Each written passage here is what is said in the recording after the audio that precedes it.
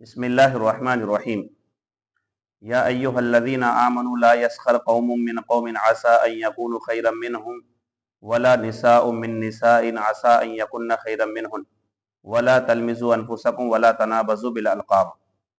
یہ آیت جو میں نے آپ کے سامنے پڑھی ہے، اس آیت کے اندر اللہ تعالیٰ نے یہ بات بیان فرمائی ہے کہ کوئی بھی آدمی، کوئی بھی قوم کسی قوم کا مذاق نہ بنائے، اسی طریقے سے کوئی عورت کسی عورت کا مذاق نہ بنائے، اور نہ کوئی کسی کو طعنہ دے اور نہ کوئی کسی کو برا القاب سے یاد کرے۔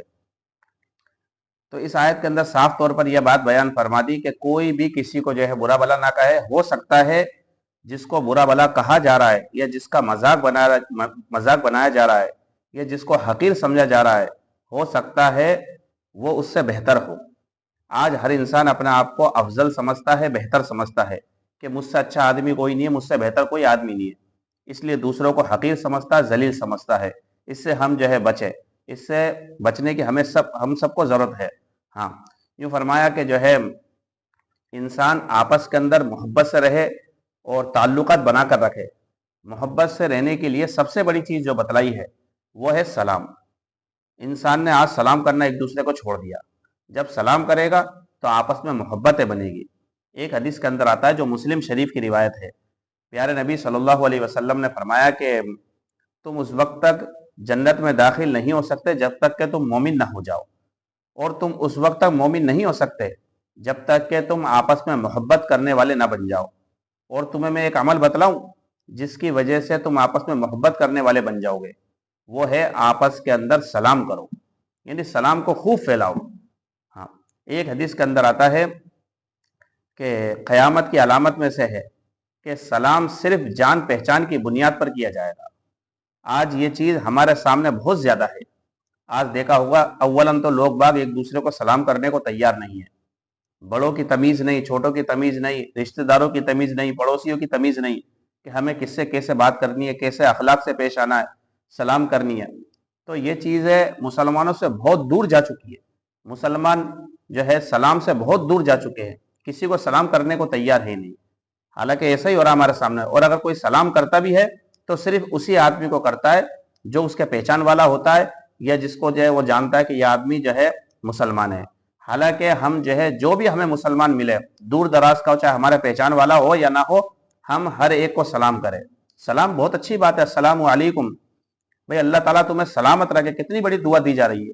جب ہم کسی کو دعا دیں گے، کسی کو سلام کریں گے، تو بدلے میں پھر وہ بھی ہمیں دعا دے گا وعلیکم السلام ورحمۃ اللہ وبرکاتہ، کہ بھائی تم پر بھی اللہ کی سلامتی ہو، اللہ تمہیں سلامت رکھے، اللہ کی رحمتیں ہو، اللہ کی برکتیں ہو۔ ہاں، تو سلام کرنے سے جو ہے کافی فائدے، انسان غرور اور گھمنڈ اور تکبر سے بچ جاتا ہے۔ ایک حدیث کے اندر آتا ہے البادی بالسلام بری من الکبر، کہ جو آدمی سلام کے اندر پہل کرتا ہے وہ کبر سے بری ہے۔ ہاں، یعنی اس کے اندر گھمنڈ نہیں آئے گا، تکبر نہیں آئے گا۔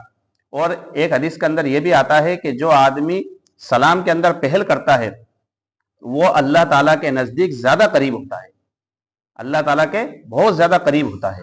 تو اللہ تعالیٰ ایسے بندے سے محبت کرتے ہیں جو سلام کے اندر پہل کرتا ہے۔ اس لیے ہم سلام کو رواج دیں، افشوا السلام بینکم، کہ تم سلام کو خوب پھیلاؤ، جس سے ملو اس کو سلام کرو۔ پیارے نبی صلی اللہ علیہ وسلم جب کسی مجلس کے اندر جاتے تھے تو اس کے اندر سلام کرتے، جب وہاں سے اٹھتے تو سلام کرتے، آپ کسی کے گھر تشریف لے جاتے وہاں سلام کرتے، وہاں سے نکلتے وقت سلام کرتے، آپ بچوں کو سلام کرتے، چھوٹوں کو سلام کرتے۔ تو ہم کہیں بھی جائے، کسی کے پاس بھی جائے، سب سے پہلے ہماری زبان سے جو الفاظ نکلے وہ سلام نکلے۔ حدیث کے اندر آتا ہے السلام قبل الکلام، کہ جب تم کسی سے بات چیت کرو تو پہلے کیا کرو؟ سلام کرو۔ تو آپ کا معمول تھا کہ آپ گھر پر کسی کے جاتے سلام کرتے، اور قرآن میں یہی حکم دیا گیا ہے یا ایھا الذین آمنوا لا تدخلوا بیوتا غیر بیوتکم حتی تستأنسوا وتسلموا علی اہلھا، کہ اے ایمان والو تم کسی کے گھر میں اس وقت تک داخل نہ ہو جب تک کہ تم اس کے گھر والوں کو سلام نہ کر لو اور تمہیں اجازت نہ مل جائے۔ تو قرآن میں بھی جو ہے سلام کا حکم دیا گیا ہے۔ اور بھی سلام کے جو ہے دنیاوی فائدے، اخروی فائدے۔ دنیاوی فائدہ تو یہ ہے کہ آپس کے اندر محبت بنتی ہے۔ آپ اس کو آزما کر دیکھو، اگر کوئی آدمی آپ کا دشمن ہے، کوئی آپ سے بات چیت نہیں کرتا، کوئی آپ سے نفرت کرتا ہے، آپ اس کو روزانہ سلام کرو۔ روزانہ سلام کرنے سے ایک وقت آئے گا کہ وہ سلام اس کے دل کو پگھلا دے گی انشاءاللہ، اور وہ لوگ آپ سے محبت کرنے والے بن جائیں گے۔ تو اور اخروی فائدہ کیا ہے کہ انسان کے جو ہے گناہ معاف ہو جاتے ہیں۔ حدیث کے اندر آتا ہے کہ جب دو بندے آپس میں ملاقات کرتے ہیں، سلام کرتے ہیں اور مصافحہ کرتے ہیں تو اللہ تعالیٰ ان کے گناہوں کو معاف فرما دیتا ہے، چاہے ان کے گناہ سمندر کے جھاگ کے برابر ہی کیوں نہ ہو۔